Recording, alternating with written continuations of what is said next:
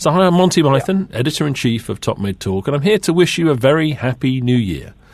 So this is one of our Sunday specials, one of our new series, which we'll come back to in a moment. And I'm here again with Desiree Chappell, who we've patched in live from the United States of America. Desiree, happy new year. Hi, Monty. Happy New Year. Happy New Year. So thanks for joining us over Christmas. It was Nick did a fantastic job being in the studio New Year, Christmas Eve, Christmas Day, and what we call Boxing Day, which you've all worked out. We understand that now. So Nick's actually taken a day off. So we're recording this in the studio at 1010 Great Rest Road.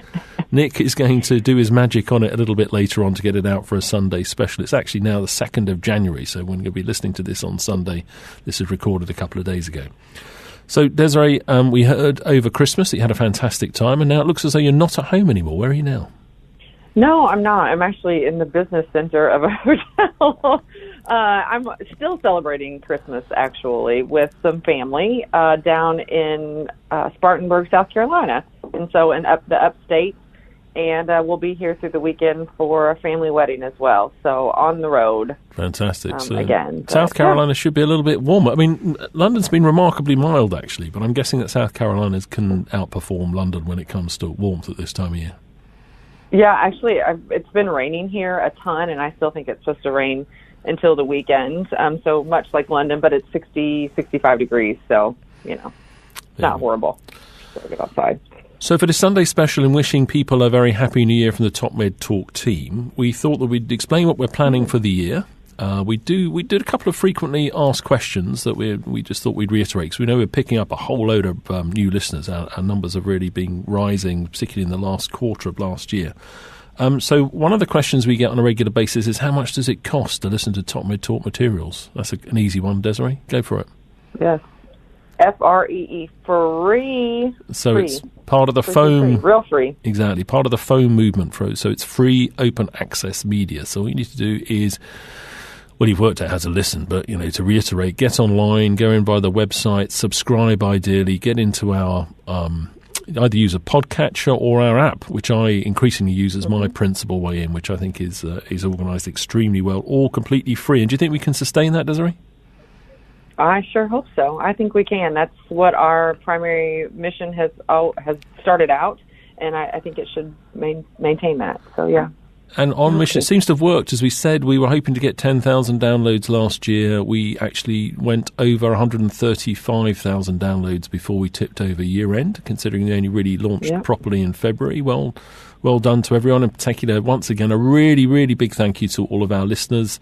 We had listeners in over 130 countries. Now, that waxes and wanes, but when I checked last week, there were 83 countries listening last week, for example. So I think we are on mission. So that brings us to the second commonly asked question is, how do we pay for it? Yeah. I get asked that question every time we're out on the road. And so the first one is educational grants. So we have had the generosity of some of the sponsors out there that were able to give us some unrestricted grants to kind of do our thing and flourish this last year. So that's been one way. The generosity of the basically volunteers that we had that have been on the podcast. So we don't pay an honorarium. We don't have anyone on staff to do this. It's all volunteers. So that's been great that everyone that we've talked to at the meetings and wherever we go, just sit down and want to share information. Monty, you have a perfect term to describe this. For them generously giving their time in the whole thing. Yeah. So I mean, I think we should be clear that we do have considerable costs, because we have to run the studio, we have to pay licenses, we have to be able to stream the various different things, and certain of our experts in there need to get paid to do the work. But the voices, in other words, the people, the experts who are contributing, they're all giving of their time generously. So right across the spectrum of all those sort of people who've generously sat down to have a conversation around Desiree Chappell's round table, or some of the most eminent people in the field, they've all volunteered to say, no, I'll do that. This is important stuff. I'll share my thoughts and my opinions, which is fantastic. And then the final big component of it is the people who've let us into their various different meetings and different spaces. If we walked through the year in our Christmas specials, each one of those organisations gave us free and open access very generously to their space and their speakers. That's a massive contribution as well. So that bundle of all of those components of it has kept it free, open access media. So we said we would touch on two broad areas in this conversation. One is how we've restructured the podcasts. And the second bit of it, which is what I'd really like to concentrate on as well, is that we're not here principally just a podcast. We're a digital media company. We're going to come back to the fact that that's going to be a lot more of what people are going to see from us in 2019. So let's go back to our recategorization. Now, right at the beginning, Desiree, you pressed us hard, the team, to make sure that we categorize our podcasts, and we were a bit slow to listen to you. So we apologize. I didn't want to listen to Mama. Sorry, Mum. But now we have listened. So we've divided the podcasts into 7 broad categories. We try and put out one per category per day, and they're both titled and they're numbered. So there are, in the series, there are the equivalent of sort of chapters and episodes, etc. So when you start to look into it, you'll start to see 1.03 and 2.0, 7 start to appear along with the different categories. And we put out a different category per day. So, for example, on Monday, we put out something we've called the Perioperative Coach. What do you think about the Perioperative Coach, Desiree? I think it's turned into something great. It's been really interesting to go back into the back catalog and hear these voices that we've talked to in conversation, but pick out little tips and tricks and coaching tips that we can use practically in the setting of perioperative care and perioperative medicine. And so I think that being able to use that information and highlight that in its own special series is a really great opportunity for our listeners to get some, educational value from that. And they're very, very, like good coaching, they're very, very practical, real-world tips. How do you manage to do X, Y, and Z? Now, on Tuesday is one of my favourites. What happens on Tuesdays? It's my round table. So your idea, which you went to over Christmas, of rather than trying to do a blog, to get people to sit around, literally to sit around. The table's not always round, but they do sit around the table and get into conversation. And I think you've achieved your goals with that one.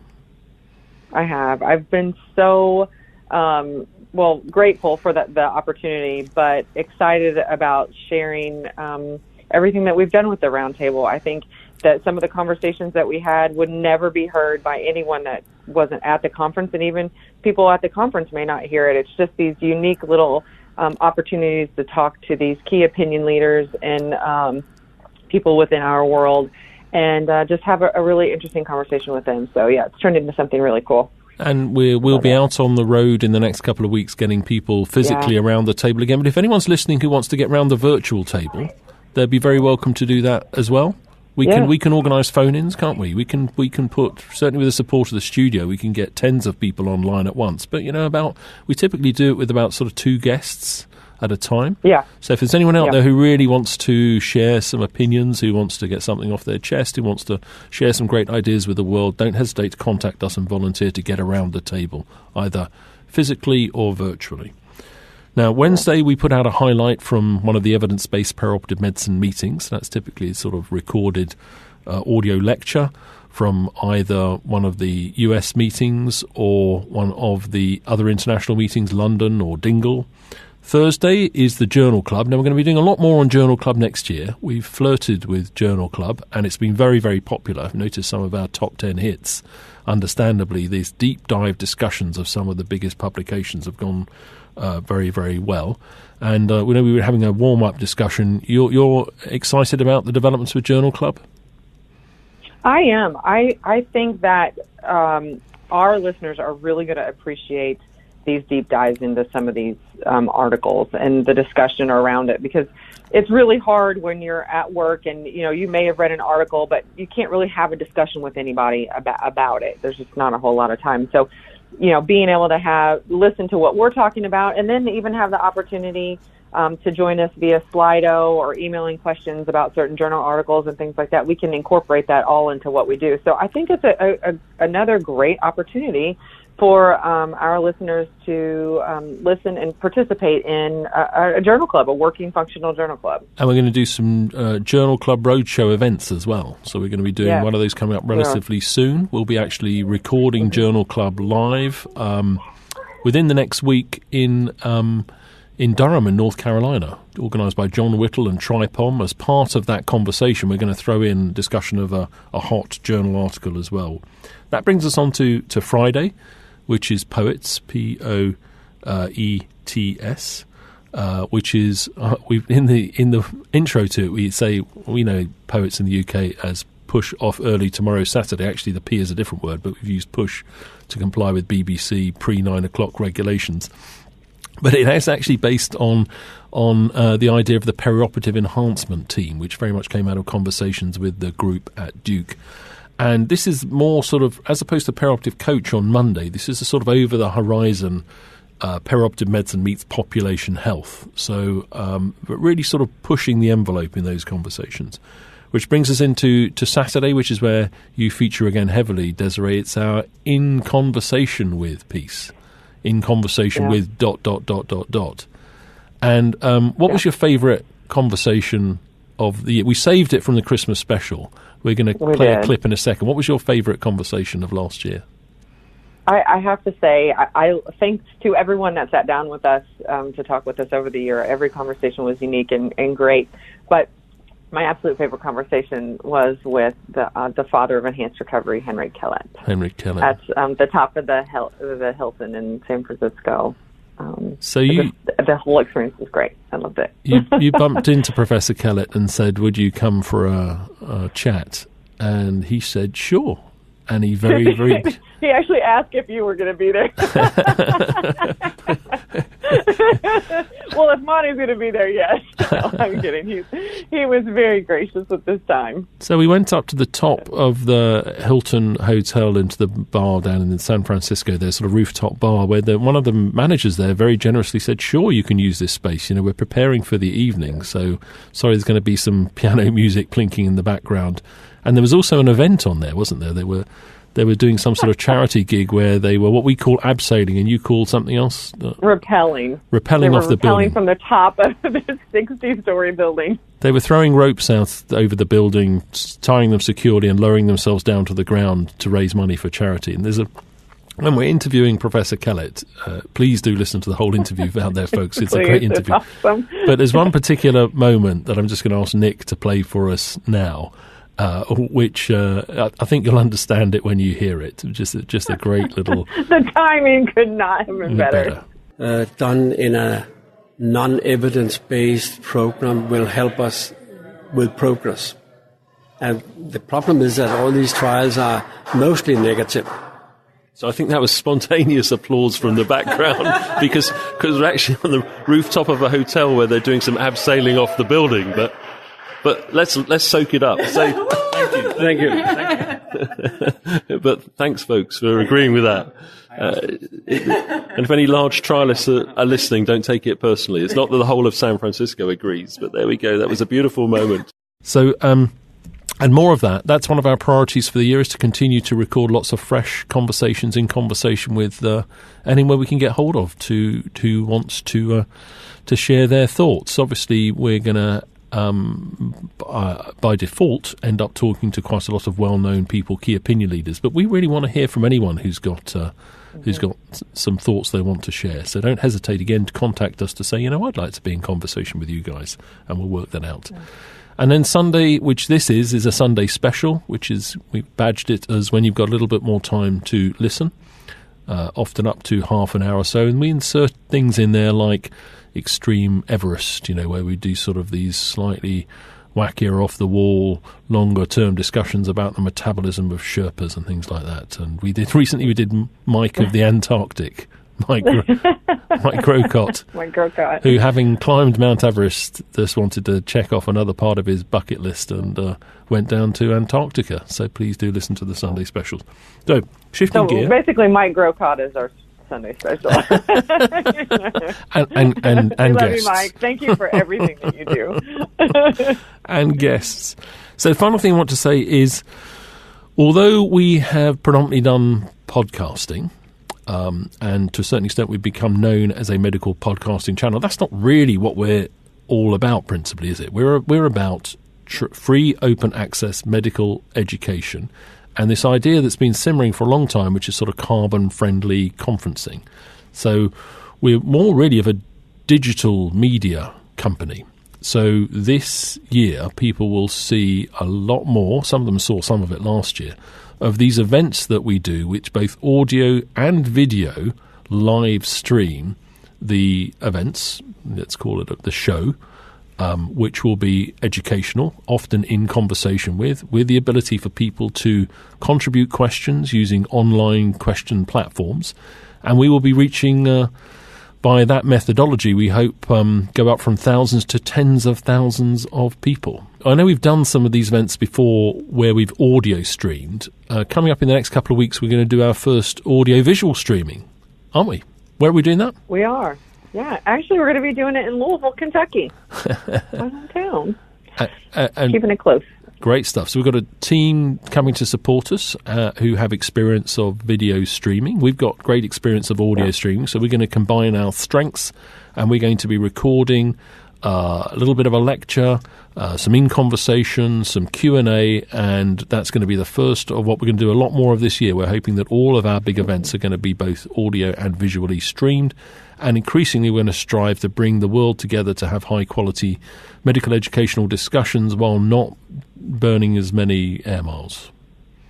Yeah, burning as much carbon, yes. Because we always think it's a bit crazy. We get in these rooms, 50, 60 people, we have these fantastic conversations, and it just seems a waste not to be replicating that in 5, 10, 50 other venues at the same time. People still want to get together and to join in conversations, but why can't you do it at the end of the road rather than doing it thousands of miles away? So that's the big ambition for the year. Yeah, I'm excited. I think we have at least an event kind of scheduled or planned out for each month. But, I mean, we're going to be at a ton of different events and doing a bunch of different things this year. So it's going to be a full, busy year for Top Med Talk. Yep. Well, I can see some of our critics turning around and saying, hang on a second, you seem to still be planning on burning quite a few air miles between the two of you and the rest of the team. Well, actually, we're reducing that quite dramatically. And as I said, our aim is to bring more of the education to your home or to a place near you. Yeah. So, I mean, it's the whole concept of, like you said, 50 people in a room, but 1,000 people listening or participating. So, in your jammies. Great stuff. So, Desiree, any final thoughts before we let folks go? Get back to enjoying their Sunday. I know. Happy New Year to everyone. Thank you so much for all the support and listenership over the last year and a half. To all the people that have participated in everything that we've done this year. Thank you so much for the kindness, support, and generosity of your time and the information that you have to share. We appreciate it. We look forward to next year doing more of that. Just bringing more of this high quality educational content to the masses and sharing these conversations and these really important things that we do, and putting that into practice. So thank you to everyone. Thank you for sharing it with your friends, and to our dedicated listeners that listen every day. Thank you. And a very, very big thank you to all of our sponsors, including our industry sponsors, and in particular from last year, Edwards Life Sciences and Smiths Medical, who were very, very generous sponsors and supporters of Top Med Talk. We've got a whole line of people lining up to support us ongoing using this free open access approach. So we're going to be reporting this year a much longer list of industry sponsors. But thank you very much. We couldn't do it without you. Now, we're going to say goodbye, but we're going to patch on to the end of that conversation with Professor Henrik Kellett. So please do either hang around and listen now or log back in another time and listen to it, because it was one of my favourite conversations of last year as well. So goodbye, everyone. Happy New Year. So we've now been joined by a very special guest, Professor Henrik Kellett, best known as a professor of surgery from Copenhagen in Denmark, and often referred to as the inventor, which we'll come back to, of fast-track surgery or enhanced recovery. So, Professor Kellett, Henrik, if I may, tell me a little bit about your current role. The current role, in my opinion, is facilitate implementation of enhanced recovery, but much more to try to make progress and change the focus from length of stay to what happens after discharge and safety. And you think despite all the developments in enhanced recovery that safety is still a major concern? Yeah, because we know that every major operation is followed by a risk of complications.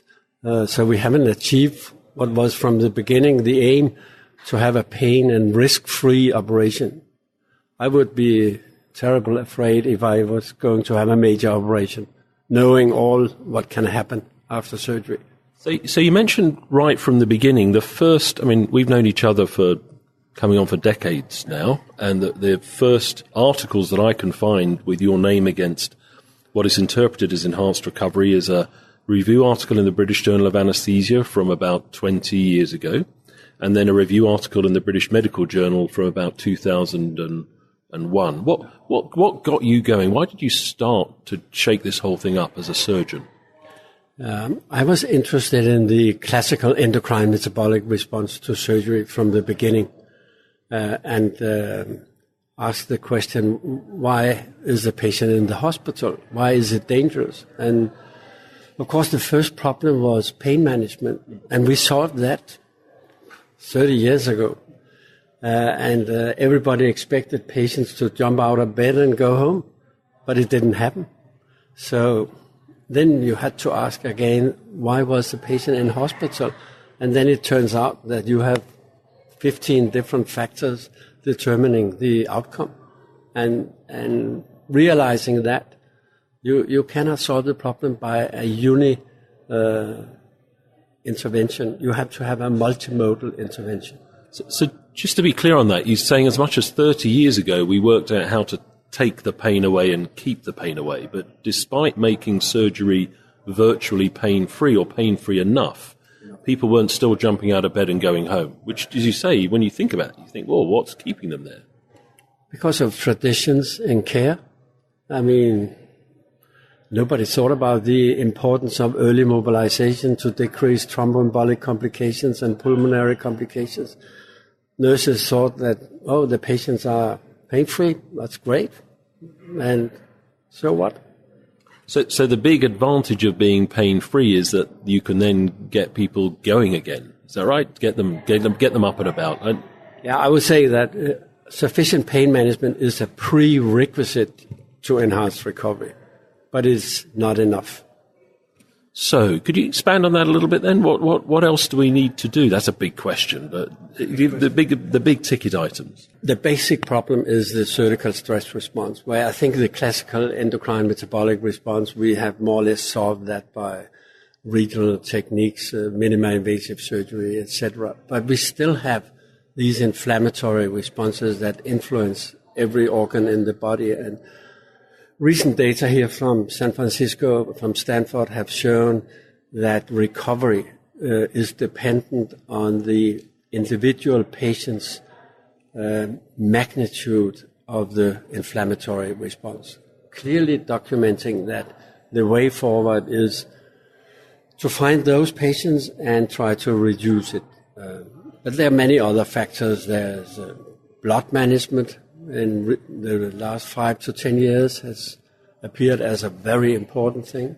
But again, we lack data on post-discharge things. Sleep disturbances, cognitive dysfunction, fluid management, as we have been discussing for decades. So there are all these factors you have to control. So now the results that you've presented with regards to managing patients in this way have always been very, very impressive. And I think it's fair to say that anyone who's tried it, as we have at the table here, myself, Desiree, other people, and tried it properly, you realize the results. They are very, very impressive. There's been talk about the fact, and I think it's justified, that this is one of the greatest contributions to modern medical care of patients. And there's even been talk about Nobel Prizes, which I think is an appropriate discussion. I don't want you to get into that. That's all embarrassing, I say. But what I do want to do is to touch on whether whether this is becoming a standard around the world. And I know, Desiree, you've got a question about that because you were in a meeting yesterday where you heard Henrik talk about this. Yeah. So you gave the pioneer lecture at the American Society for Enhanced Recovery meeting yesterday here at the ASA, and it was entitled Past, Present, and Future of Enhanced Recovery. And so we have a pretty good understanding of what you've been doing and what what's happened in the past.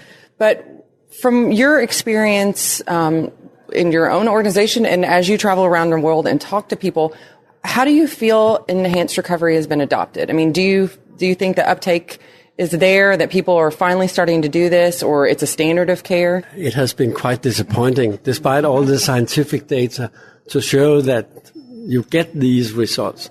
But it's improving. I think it's a curve that is really going upwards, adopted much more, but we are far from reaching standard of care, far from reaching that. I think also we are far from understanding that the concept can also be and should also be applied to medical patients.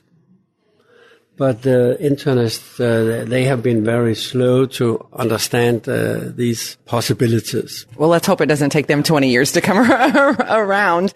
But as far as, actually trying to implement enhanced recovery, I read a paper that you did with Vijay Ganamakala about the challenges of enhanced recovery adoption and what some of those are. How do you think we can overcome those, and what do you see on the ground right now when you travel? It depends on the local discussion. I mean, when I go to China, the Chinese system is totally different. If the professor says we do it, they do it. Yesterday we had a discussion here in US, and it's very complicated in US, the health system, because there's too much anarchy. Every surgeon is his own king. It's really difficult to have this team approach, as we all agree about. So it depends on the local traditions. Those silos of care can be the ultimate barrier, for sure. One of the things you touched on in your lecture yesterday as well was the fact that when enhanced recovery first was coming out back in the early 2000s, you would see this infographic of all these different elements, 20 to 30 different elements. And one thing that struck me yesterday when you were talking was the fact that maybe we should just simplify things, and that would help actually help with implementation and adoption.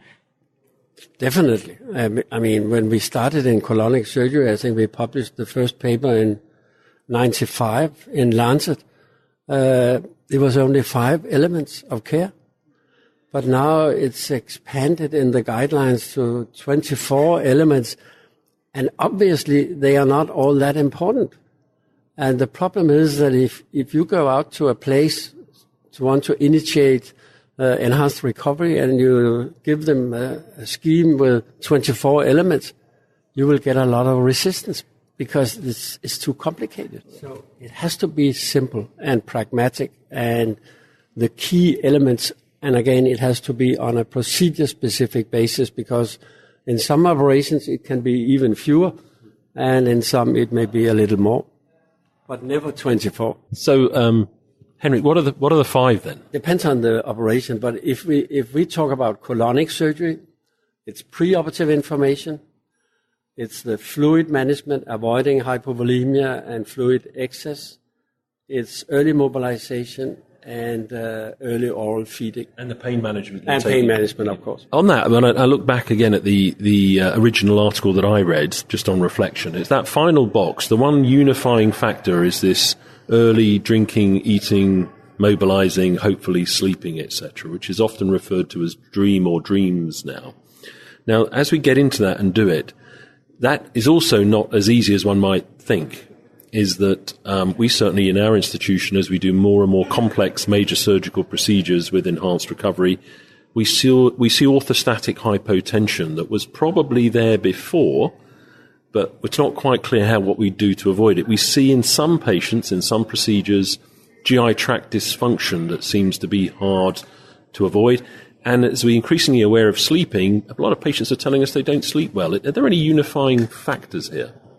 I'm glad you bring it up because this is my interest about the pathophysiology of recovery. And we have neglected all that because we are discussing implementation all the time instead of how to understand the recovery process.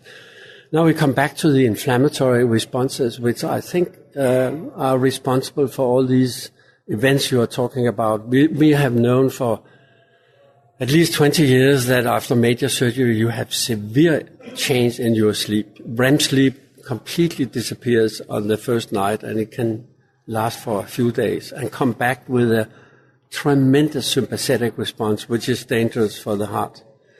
Orthostatic intolerance.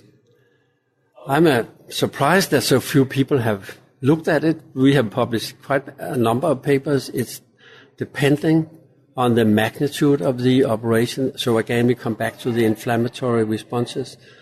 It's a peculiar change from sympathetic activity. When you stand up, it disappears in about half of the patients. So the parasympathetic nervous system takes over. We don't know why, but that's the ongoing studies. And also we are focusing on reducing these inflammatory responses by high-dose steroids preoperatively, hopefully to get away from the sleep disturbances and the orthostatic problems. It sounds as though, even though many people have pushed away from small mechanistic studies, is we need to go back to doing a lot of that basic science and understanding the pathophysiology. I totally agree. I don't think that these huge pragmatic RCTs done in a non-evidence-based program will help us with progress. And the problem is that all these trials are mostly negative. So I think that was spontaneous applause from the background because we're actually on the rooftop of a hotel where they're doing some abseiling off the building. But let's soak it up. So thank you. But thanks, folks, for agreeing with that. And if any large trialists are listening, don't take it personally. It's not that the whole of San Francisco agrees, but there we go. That was a beautiful moment. So inflammation is the recurring theme here, and almost everything we look at, it's the magnitude of inflammatory response, including possibly a driver of dementia, possibly a driver of post-operative cognitive dysfunction. It's all a recurring theme. Yeah, I think with regard to cognitive dysfunction, I mean, we have two types, early delirium and late cognitive dysfunction. The early delirium, that we can avoid by a fully implemented enhanced recovery program. Early return to their home environment, opioid reduction, etc. But the late cognitive dysfunction is more difficult. I think we really don't know what it is, except it's again according to experimental studies, also here from Stanford, it's an neuroinflammatory reaction. We're coming close to the end of our time. We want to just look to the future for a second. And back to you, Desiree, again. You picked up on this, I think, in the lecture yesterday that sadly I wasn't at. Yeah, there were a couple points. I think the inflammatory response is huge, and there's definitely future research there. A couple of the things you were talking about, ward monitoring and remote monitoring, utilizing technology in practice. I think people get a little excited whenever we talk about tech in practice, but and then I also want you to touch on patient-reported outcomes. As I said from the beginning, my focus is now not so much on length of stay, but on what happens after discharge, because we call it enhanced recovery, but they haven't recovered. They're able to go home. So I think we have to focus on that period, and there are two ways to do it. Patient-reported outcomes, which is a subjective assessment of recovery, versus using new technology to objectively assess what they are doing and what they can do.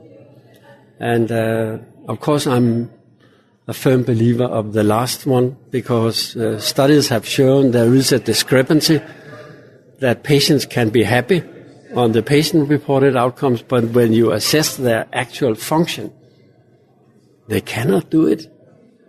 So what is most important? That they are happy or that they haven't recovered? I think we need a lot of studies to look at at the physical recovery in different organs post-operative. And that includes, of course, the cognitive issues, but especially muscle function and cardiovascular adaptation to exercise, etc. And in that, do you think the remote monitoring that the youngsters are using now to track their personal training, wearables, big data sets, use of artificial intelligence, is that all rapidly coming into play? I wouldn't say it's rapidly coming into play. As quickly as enhanced recovery. But it's coming into play because that's the way forward. To collect those data and integrate them together. Yeah.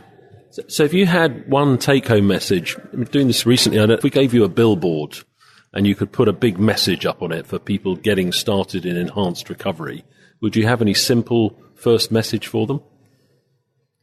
Yeah, ask the question, what are the factors responsible for not recovering? Is it pain or whatever it can be? And then you go and try to modify it and see the results.